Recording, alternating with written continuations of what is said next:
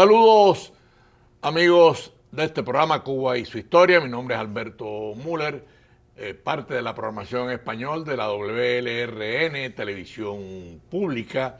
Y en el día de hoy nos adentramos en un tema, yo diría, apasionante.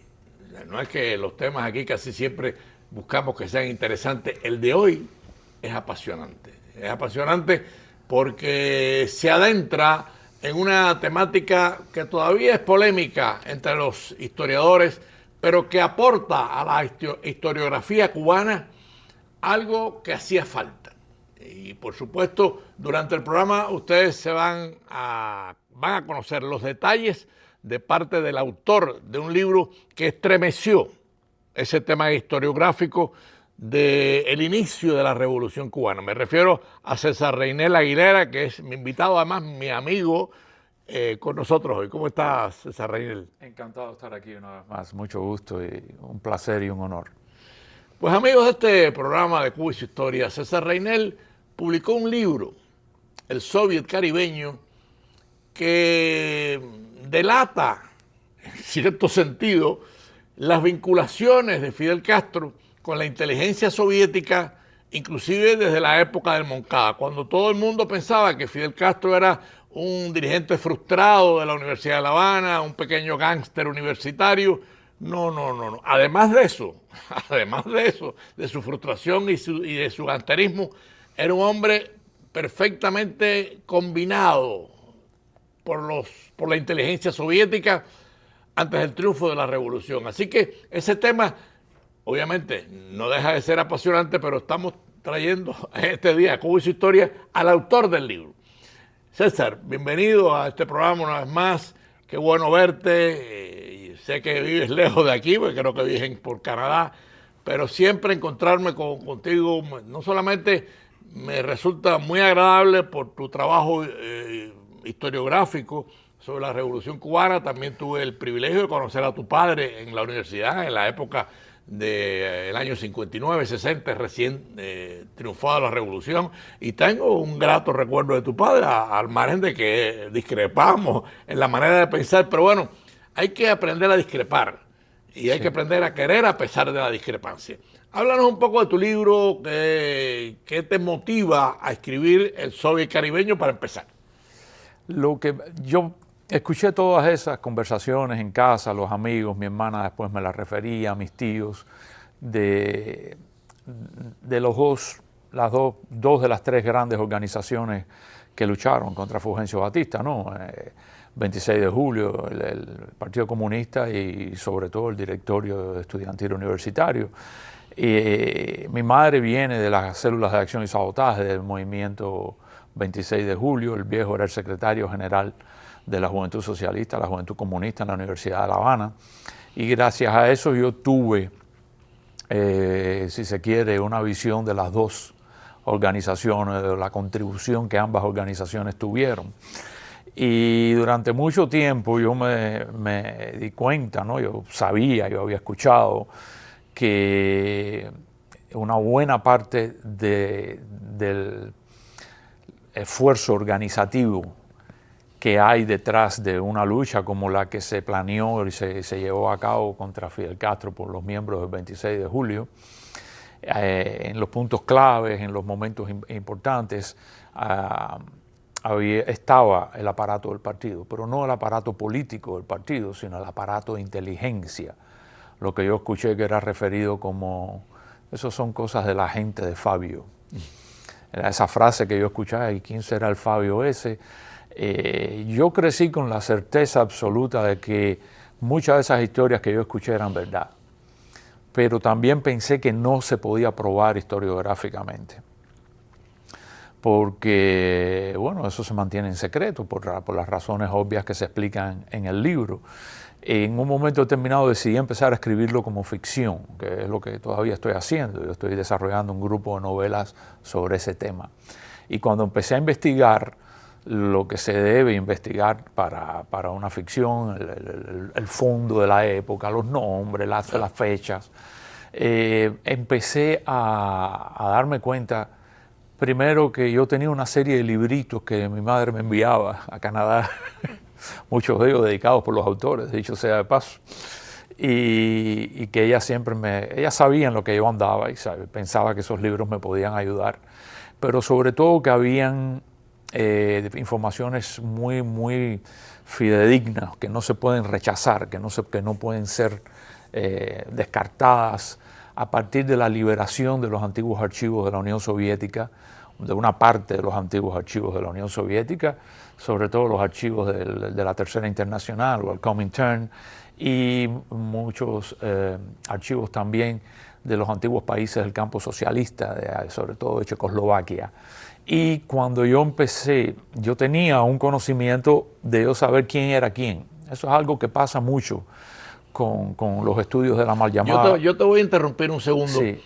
porque no nos podemos olvidar que tenemos 29 minutos para el programa, ¿no? Ya. Obviamente, hablaste de Fabio Grobar, que es un hombre de la inteligencia soviética, Sí. que está involucrado en la creación del Partido Socialista Popular en Cuba, o sea, el Partido Comunista, ¿no? Sí, él funda el segundo Partido Comunista de Cuba. Pero yo vuelvo a hacerte la pregunta, ¿qué te motiva a hacer el libro y qué es el libro? ¿Qué demuestra el libro?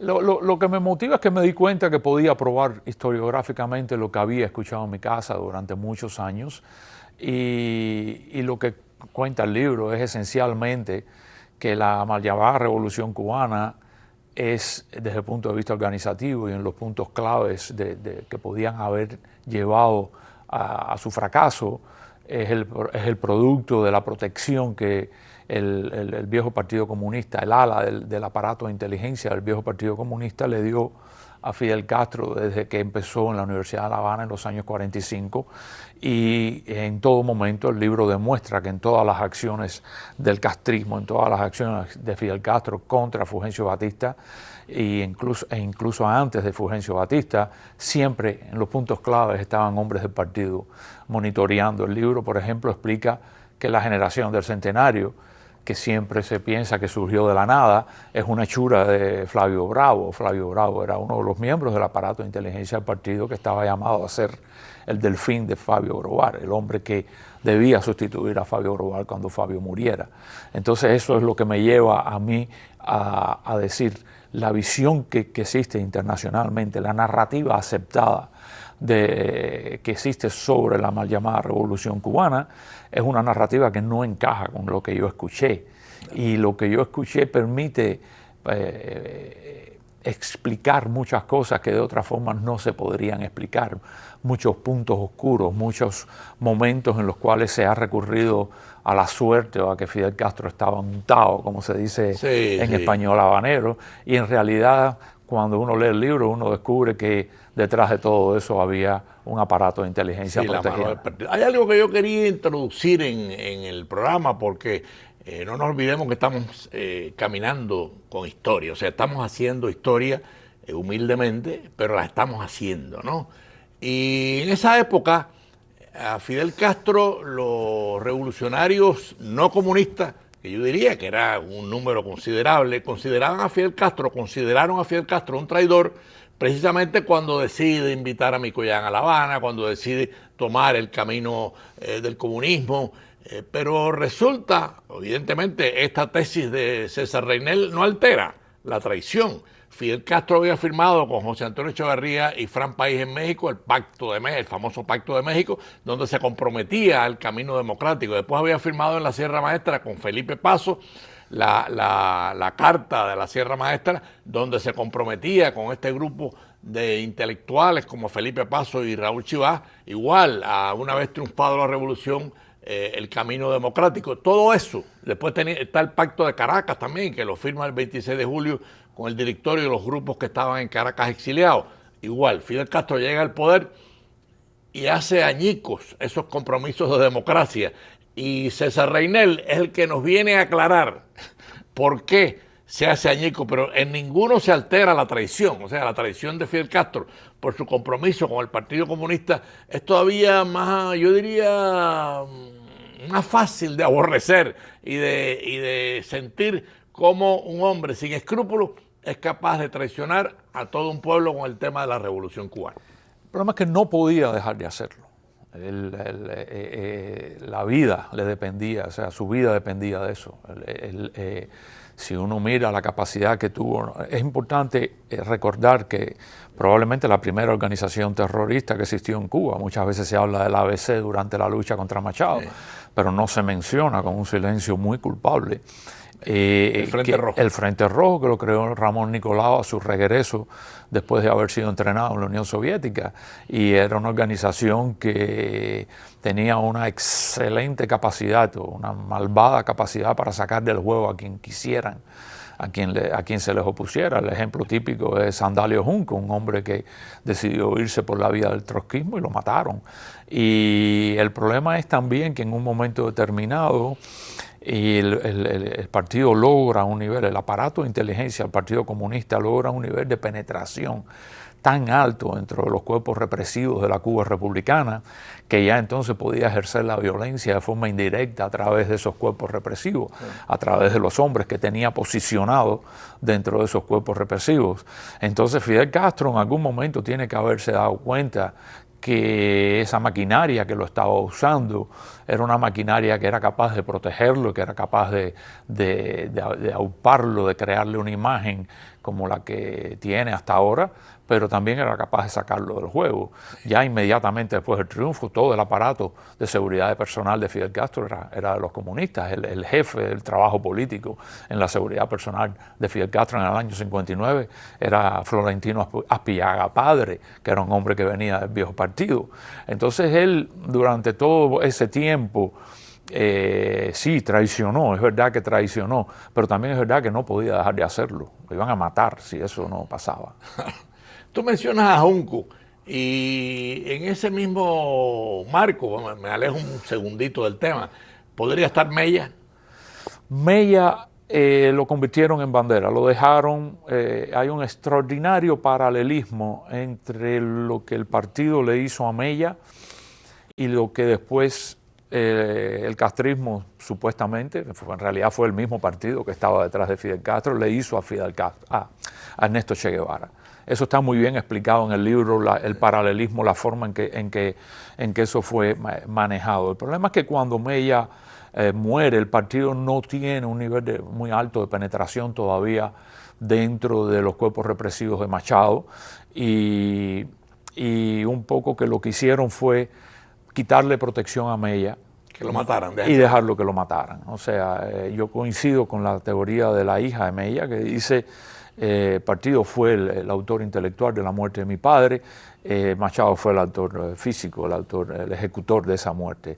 Y yo creo que sí tenía razón con eso, pero ya en el momento de Che Guevara ya sí tenían décadas de trabajo y de penetración, y además ya eran poder, ¿no? Pero hay un paralelismo extraordinario. Yo quería aprovechar que te tenemos en Cuba y su historia, porque evidentemente toda esta historia que estamos compartiendo con los amigos de Cuba y su historia tiene una importancia, tiene una gravitación, no solamente en el presente, sino en el futuro. ¿Por qué? ¿Por qué el partido se fija en un Fidel Castro que había fracasado en la universidad, que tenía un marco de gangsteril, todo el mundo lo trataba como un gángster, como un fracasado? ¿Qué le ven a Fidel Castro? Para empezar, el partido tenía una profunda necesidad de alguien, de tener un caballo de Troya, de tener una fachada pequeño burguesa, nacionalista. El partido estaba completamente desprestigiado. El partido, muchas personas ya sabían que había expulsado a Mella y que la muerte de Mella de alguna forma estaba relacionada con esa expulsión. El partido había negociado, se había plegado durante la huelga general contra Machado, y eso se supo una vez que Machado cayó, casi que con la tinta fresca. Y después con Batista. Voy a hacer una pequeña interrupción, amigos de Cuba y su historia, para los que sintonizaron tarde. Estamos conversando con César Reynel Aguilera, el autor del Soviet Caribeño, un libro que es imprescindible para entender no solamente el inicio de la Revolución Cubana, sino sus consecuencias, o sea, todo lo que ha pasado después. César Reynel ya nos explicó en la primera parte del programa cómo el partido no solamente lo protegió, lo impulsó y lo cuidó. para que la Revolución Cubana tomara ese giro estalinista que tomó? Ahí te dejo porque te interrumpí porque estábamos en la mitad del programa. La otra fuente, quizás la mayor del desprestigio del Partido Comunista, fue la alianza con Fulgencio Batista en el año 30, en el 38 al 44. ¿Qué pasa? Que cuando el partido sabe que no puede intentar tomar el poder de forma abierta, de forma directa, presentándose como comunista, ya hay que entender que en la época ya existía el precedente de los llamados frentes populares que se establecieron durante la Segunda Guerra Mundial, en los cuales el Comintern, antes de desaparecer en el 43, Moscú, Stalin, le dio la orden a los partidos comunistas en todo el mundo de cooperar y de hacer alianza con los partidos burgueses para solidificar la alianza entre Roosevelt y Stalin. O sea que existía el precedente de que esas alianzas se podían establecer. El partido está desprestigiado, necesita una figura nacionalista, necesita una figura que tenga un odio furibundo contra los americanos, que es el caso de Fidel Castro, que claro, es un odio que él le tiene de la cuna, porque su padre es uno de los derrotados de la guerra hispanoamericana. Necesitaba un hombre con conexiones dentro de la alta jerarquía eclesiástica y dentro de la alta jerarquía del país. Fulgencio Batista era amigo personal del padre de Fidel Castro. Y necesitaban un hombre desesperado, un hombre que hubiera intentado otros caminos y esos caminos no le hubieran funcionado. Yo quería aprovechar porque es importante que nuestros amigos oyentes entiendan. Tú hablaste al principio de la inteligencia soviética y del partido, un partido normal, tradicional, que era el PSP. Háblanos un poco de eso, que la gente entienda por qué se impone la inteligencia ante un partido que cometió muchos errores. Entre otros de los errores fue criticar al asalto a Moncada. No, eso desde el punto de vista donde el partido surge, creado por un polaco de origen judío, enviado por la Tercera Internacional, con fuertes vínculos con la inteligencia militar soviética, el GRUP. En aquella época el Comintern y el GRUP trabajaban al unísono en materia de espionaje internacional de la recién creada Unión Soviética. Donde quiera, el núcleo central de inteligencia soviética era la verdadero poder. El verdadero poder, la verdadera ala controladora del partido, pero no lo hacía todo el tiempo, nada más que en cuestiones puntuales, recibiendo las órdenes de Moscú. Cuando uno analiza las decisiones, los errores que cometió el partido, todos se traducían, es posible de entender a partir de la lectura del libro, que todos se traducían en ganancia para el núcleo central de inteligencia soviética. Deshacerse de Mella era deshacerse de un líder cubano nacionalista que no iba a plegarse a todos los mandatos de Moscú. Cooperar con Machado era proteger al núcleo central de inteligencia soviética de una intervención americana. Deshacerse del Che también. Y exactamente, o sea, que ellos siempre tomaron las decisiones. Cooperar con Batista fue una orden de Moscú, simple y llanamente. Además les permitió ser poder e infiltrarse dentro de toda la estructura militar represiva de la Cuba republicana.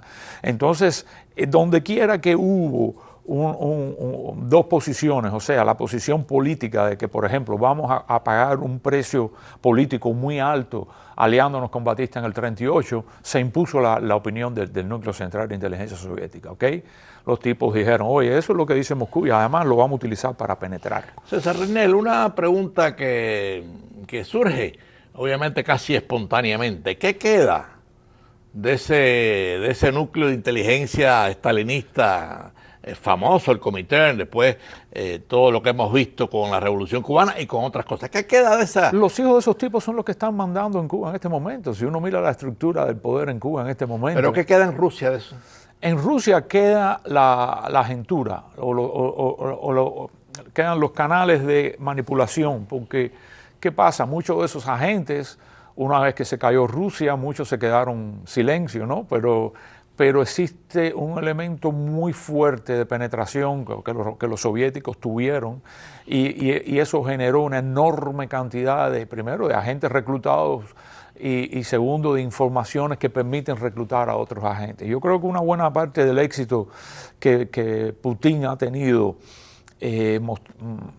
mostrando un país como Rusia, que tiene el Producto Interno Bruto equivalente al del Estado de Nueva York, como una potencia, sí, parte del trabajo de inteligencia y de la penetración que ellos lograron durante los años 40, los años 30, 40, 50, 60, y que llega hasta nuestros días. Pero vuelvo a la pregunta, o sea, el aparato como tal no existe, quedan los hijos de los dirigentes, pero en el caso de Cuba. El aparato es hoy por hoy el SBR, la inteligencia rusa de hoy. Es la misma. Es el mismo aparato. Si tú tienes esa fuente de información, tú no la quemas, tú no la abandonas, tú no la publicas. La usas. La usas. Ellos publicaron muchísimas cosas del Comintern en los años y de la inteligencia. Han existido filtraciones, las llamadas notebooks, libretas de Alexeyev. Finalmente se publicaron la quebradura del código de transmisiones secretas de los soviéticos a partir del año 42, que se conoce como el proyecto Venona, y ellos dejaron durante el periodo de Yeltsin, de Boris Yeltsin, que muchos historiadores americanos le echaran un vistazo a algunas partes de los archivos, pero que en cuanto Putin llegó al poder, Putin es un hombre de la KGB, todo eso se cerró. Y toda esa información, paradójicamente, está en lo que se llaman los archivos de la presidencia, de la presidencia rusa, y están hoy por hoy en los cuartos del Kremlin que pertenecían a Stalin. Qué bueno que menciones a Alexeyev. Te recordarás que yo tuve, bueno, digo yo porque me correspondió con 2 o 3 estudiantes universitarios. No es el mismo Alexeyev. No, bueno, pero el Alexeyev que nosotros entrevistamos fue después el primer embajador. Sí, hay un Alexeyev pero las libretas de Alexeyev... Alexander Alexeyev. No son los mismos. No son los mismos. Este es un señor que se dedicó a entrar en los archivos en la época de Boris Yeltsin y te dejaban anotar en una libreta. Y él se metió en los archivos y anotó muchísimas cosas que después han sido utilizadas por los historiadores y que han sido perfectamente corroboradas, muchas de ellas, que él anotó sin saber que los americanos habían quebrado el código de transmisión soviética en los años 42, y mucho de lo que él dice, se corresponde, o sea, que han sido validadas esas libretas. Por ejemplo, todo eso demuestra que, para que los futuros lectores del libro tengan una idea, ¿no? Ernest Hemingway fue un agente de la inteligencia soviética, su nombre clave era Argo.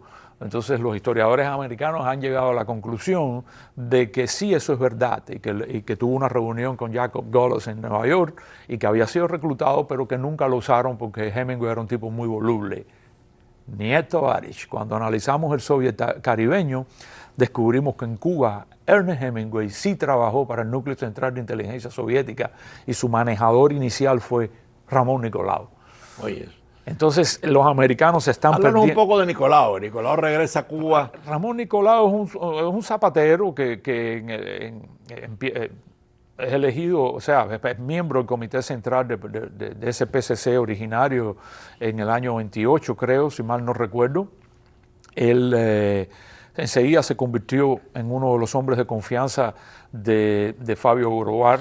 En un momento determinado, en el 29 o el 28... Lo mandan a la Unión Soviética. Sí, pero una cosa interesante de Nicolau es que le pusieron enseguida, como Batman y Robin, un dúo dinámico, le pusieron un tipo que llegó de Bialystok a Cuba, la misma ciudad de la que llegó Fabio Grovar, que se llamó Jaime Novomodny.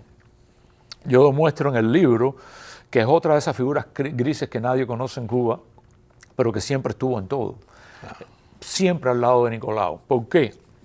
Porque al inicio era necesario tener una muy buena comunicación entre el grupo de judíos centroeuropeos que fundaron el Partido Comunista y los nuevos militantes cubanos que iban siendo seleccionados para entrar en el núcleo central de inteligencia soviética.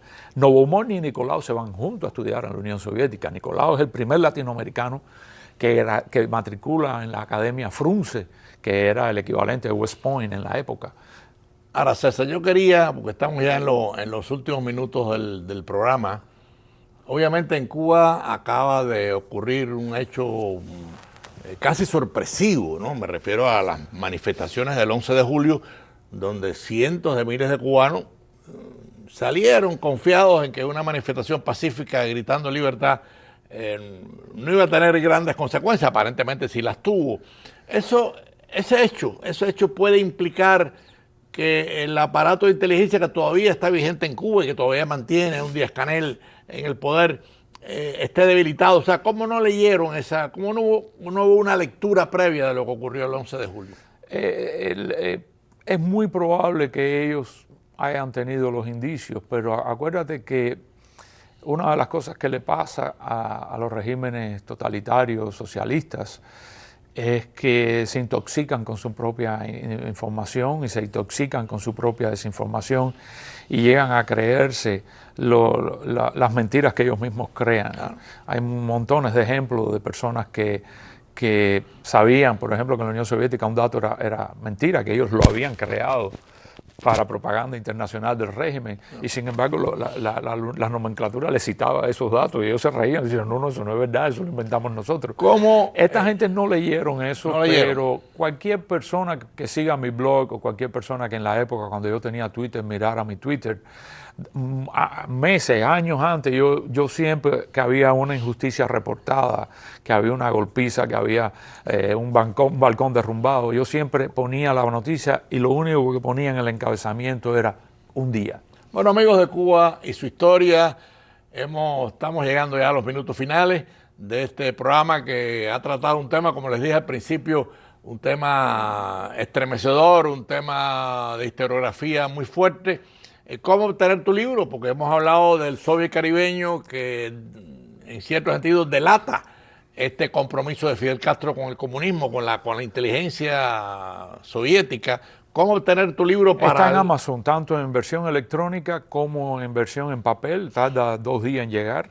Y ahora acaba de salir la versión en inglés, se titula Soviet Cuba, Cuba Soviética, The Secret Origins of Castro's Power, los orígenes secretos del poder de Castro.